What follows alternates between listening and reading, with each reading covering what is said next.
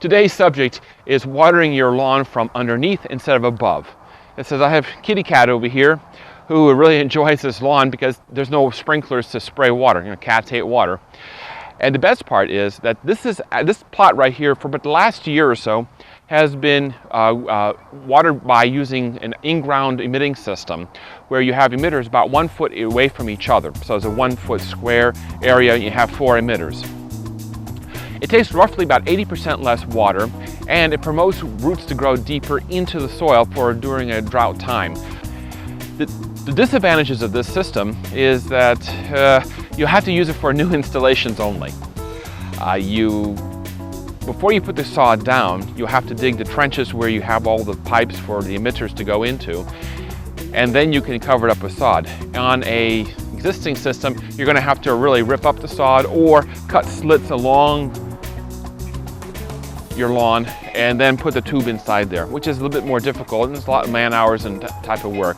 But I would say it's worth it. The cost also is 3 times more than an existing watering system. However, you save 80% of your water. The way the system works is actually quite simple and ingenious. It was roughly created about 30 years ago in Israel and has finally come to this country roughly about 10, 20 years ago. And it's kind of getting on popularity. People are beginning to experiment with it, but people really don't know how to use it very well and also how to plan for it. And there's a couple tricks to it. The way it first works is one of the major problems with grass roots on a drip irrigation is the roots will grow into the emitters and then eventually plug the emitters up and then they won't be able to come out. Other products out there that have a herbicide that's actually through the system and kills the roots as they get really close to the emitters. Well, that's using an herbicide chemical, no. What they invented in Israel was a really interesting system where it has a zigzag kind of back, kind of like a maze where the water has to go through, but the roots have difficulty trying to make the hard turns to be able to plug the whole system up.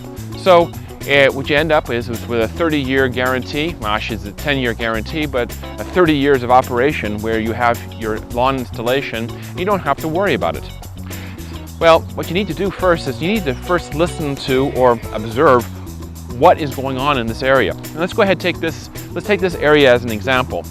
All right, we have several zones over here, and this is really 2 zones put together as one zone. There's one valve on this whole system, but there's a trick to it. The spacings of each of the lines are varied as you go along here. Now, the trick to do this, and first to understand how you apply this, is you need to watch how the sun goes.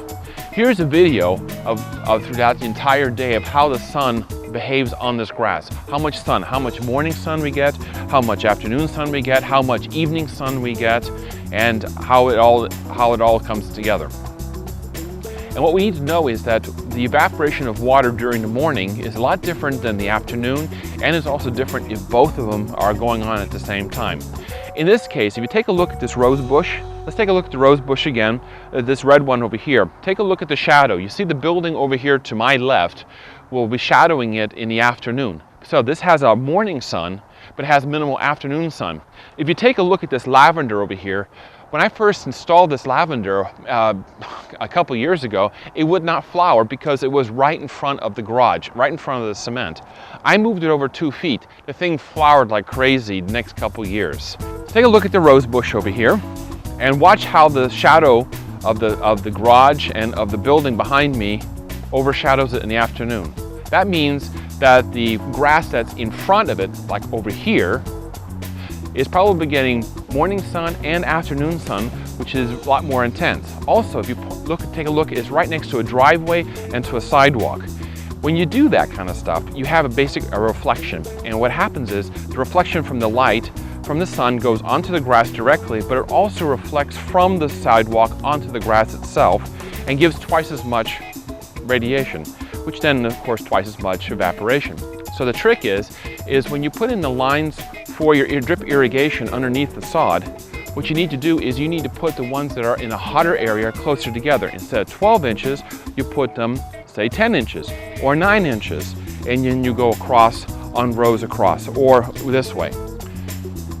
When you come to a part that needs less water, of course, I'm assuming that you're going 1 gallon per minute on all these and all these drip systems. When we go to a place where you have the building over here, you have this double shadow here. So you would probably take each row would be then maybe 13 inches or